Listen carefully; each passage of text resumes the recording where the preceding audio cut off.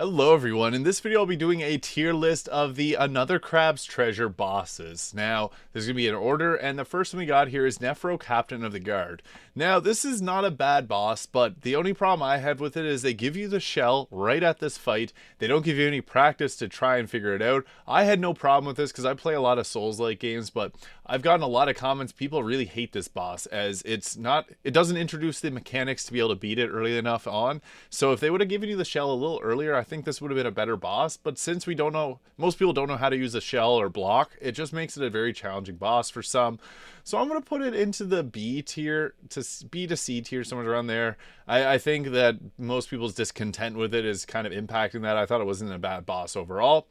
Next, we got this polluted platoon Pathfinder. That's a mouthful, but this boss is the second boss in the game. We got to do it before we get to Magistus, Tyrant of Slacktide. So it's not a bad boss. It just doesn't have anything special about it, and you can't parry at this point, so it feels like a kind of an annoying boss. I've done a couple playthroughs now, and this one's just annoying early on when you don't have that much strength or anything to deal with it, or you can't even parry, which is a big component of this game. So I'm gonna put it in the C tier. Not a terrible boss, but there are multiple clones of this fight, so it's just not the most ideal, I guess.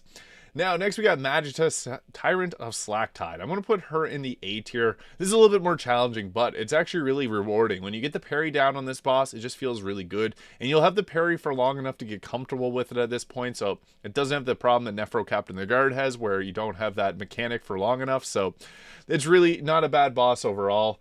I think that what's nice about it is it has a range attack that you can parry back and hit her in the head with, and it just has a very satisfying action. So A tier.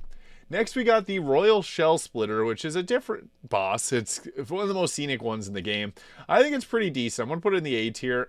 It has an insta-kill with that little guillotine there, so you got to watch out for this one. He is kind of challenging early on, but it's a fun one to fight, and I think it's a very interesting-looking boss. Not the most challenging, but it is pretty fun overall, so I'm going to put that there. Next, we got the Diseased Lycanthrope, which is it's a pretty alright boss fight overall. It spits out a bunch of little enemies at you while you're fighting it, and it'll deal poison damage. Nothing really spectacular about this boss, but it's not a bad one. It's this gross little fuzzy thing. Looks like the fuzzies from Paper Mario, but yeah, not the worst boss fight, so I'm going to put it in the B tier.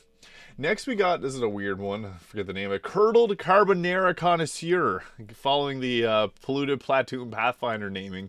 It's very similar. I think it's just a C tier boss. They're very similar in how they go, and there's even one later on that we had to fight that's pretty similar, so I want to put it into the C tier. Next we have Hykea Intimidation Crab. This one was a big wall for me when I first played this game. I'm going to put Hykea Intimidation Crab in the S tier. It's a challenging fight, and it's meant to be. You do get a map piece from this guy, so he's worth fighting. And then if you continue on, you actually get one of the best adaptogens in the game, so I'd recommend doing Hykea. He's one of the first bosses that you got to do in the game. Very challenging, though. There is a bunch of sushi in it. It has a cool theme. Like, it's on a boat, and he's got chopsticks that he fights you with. I think that this fight is a lot of fun overall, and it's a challenging one. He's got the ability to frighten your character, which is annoying to deal with, but it's a fun fight, I think, as challenging as it can be.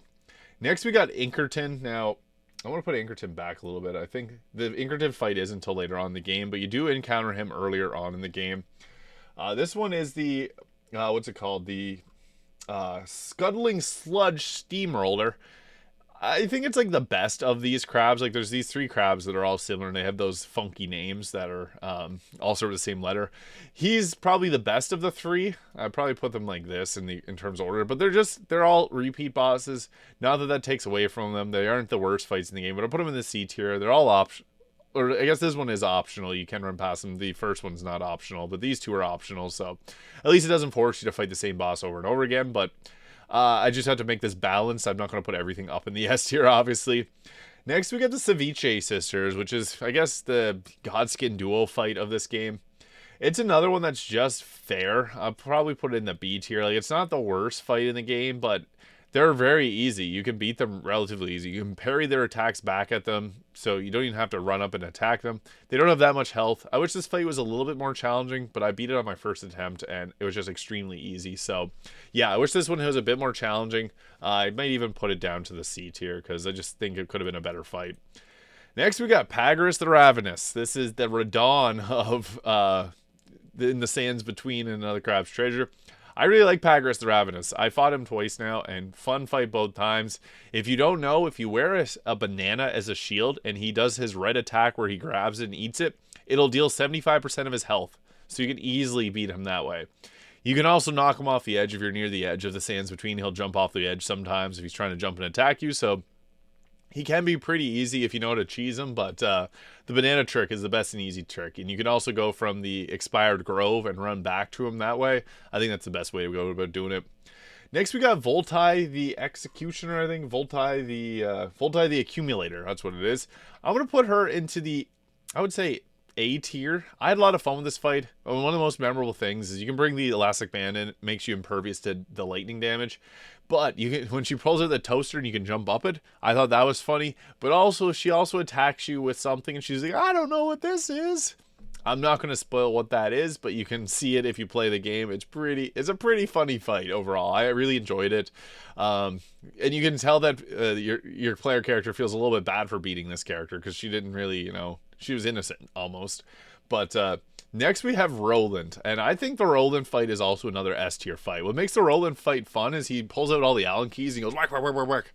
He's a cool fighter. He's very quick. The arena is 10 out of 10, really cool. What I like best about fighting him was just the fact that you're on an arcade table and you can grab those little gotcha things and use those as shells. It's a pretty fun fight overall. I really enjoyed Roland, and the voice actor knocked it out of the park for this one. That was just a hilarious voice actor, so S tier.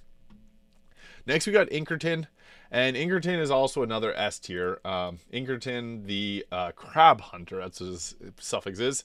Another fight that is easy to parry, similar to Roland, but it's a very satisfying fight. The way that he attacks, you can break his posture really easy. He wasn't too challenging of a fight. I found Roland actually a bit more challenging than Inkerton, because Inkerton, you can break his posture so quick. So, very fun fight though, but not the hardest fight in the game. I still think it's an S tier. Next, we got Petroch, the False Moon. This is a funny one, because this is... I might even just put it in the... I don't want to put everything in the S tier. Nah, maybe we'll put this S tier and we'll take Inkerton down. What makes this fight so funny, or somewhere's around there, maybe we'll even just leave Inkerton up in the S tier. What makes this fight so funny is you're going to go to a moon snail domain to rest after not seeing one for a long time, and you go to crawl into it, and it's literally just the snail that you gotta fight. It was a lot of fun. I was surprised by that. I did not see that coming when I played the game. So for that cop-out alone, I put it in the S tier, because it was just a very shocking fight that was also really fun at the same time. Next we have Grovekeeper Topoda, which I think is... I guess I should try and order these. I think Grovekeeper Topoda is the best fight in the game. He's very challenging, and a lot of people agree with me. He's a very challenging fight. There's a good technique to it, though. When he does his multi-pummel attack, where he goes... Brrr, and then he does the final punch, parry the first one and then wait a second and parry again, and you'll be able to hit him twice, so it builds up a lot of posture damage. And then in the second phase, when he does that shifting attack, when you hear the noise, the zing, that's your cue to dodge, and you'll be able to beat him really easy if you follow those two steps. So, Grovekeeper Topoda, fun fight, gives you the best adaptation in the game with the Mantis Punch. I would upgrade that all the way as quickly as possible, because the teleport is just super useful, but yeah, really fun fight. Next is the Accumulator. This is a disgusting fight, and I also think it was a really fun one, so I'm going to put it at the top of the A tier. It's a big box of meat. You have to attack the pieces of it. It rolls around and tries to stomp you. It's very challenging, especially at the point when you usually find it. It's probably best to wait a moment and go back to it later, but still a really good fight overall. Next we get Kamsha, which is another, I would say, A tier fight. Maybe even upwards of an S tier. I really like the Kamsha fight because the first phase was kind of like it tricks you. You fight the claw, and I didn't no-hit the first time. I was like, oh my god, I just no-hit a boss in this game. What the heck? Like, that was easy. And then out crawls Kamsha. And I should have seen this coming, since all the previous enemies in this game that had shells like his had another crab inside it. Actually, I'm going to put this in the S tier. When he puts the little teeth in his mouth, it becomes pure nightmare fuel. I'll put this one down. When he puts the teeth in his mouth and becomes pure nightmare, it's incredible. I think this is one of the best fights in the game. It's scary. It's got it all, really. This is a really enjoyable fight, and definitely one that I remembered. I'd probably put him up next to Grovekeeper Topoda. I think those are two of the best fights in this game. Next we got the what's this called? The Praedubia, the Final Scream, and Praedubia, the Ocean's Agony. So I would put them up. I'd probably say upwards of the A tier. The second phase of the fight, you just run around and his health will deplete on its own. The first phase is kind of like a mob boss combined with fighting Preya Dubia itself. And it possessed Chitin, which is a character in the game. So it was a very emotional fight. What's cool about it is like there's this whole tone of we're destroying the ocean, and this was like that was that. Also, Preya Dubias are real creatures, and it actually spooked me when I looked it up. It's one of the longest creatures in the entire world. So cool. Look it up. It's pretty interesting. Finally, we have Firth, the crab who stole the world, and Avatar of Waste. Now, this is our rival throughout the game. I would say he's an S tier fight. Like, this is a really challenging but fun one. And what made this fight so special for me was it was very scenic. The first time we get out of the water, we fight him on this floating trash planet. But the whole story that kind of came together near this was really enjoyable. I think that was a really well done fight. I'll try to rank these. So I'd probably put something like that. So my favorite was Grovekeeper Deboda and Kamsha are two really great bosses. I don't know which one of these two I prefer. They're both fantastic. And then Haikia Intimidation Crab. Firth, the crab who stole the world. Fantastic fight overall. It might even be a little bit above Haikia Intimidation Crab. But something like that for my favorite bosses in the game. They're all really enjoyable in their own ways, but yeah, that's my thoughts on the bosses in Another Crab's Treasure. Let me know what you think in the comments below. I'm always curious on these tier lists, what other people think, and if you found this video fun, please hit the subscribe button below. Thank you so much for watching.